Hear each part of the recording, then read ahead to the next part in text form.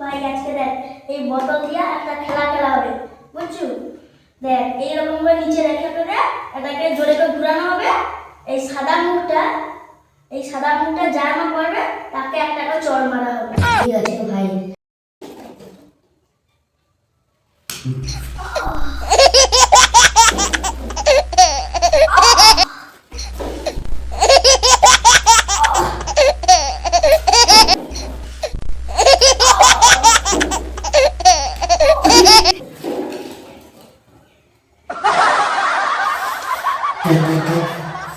High Salam মেরেছো।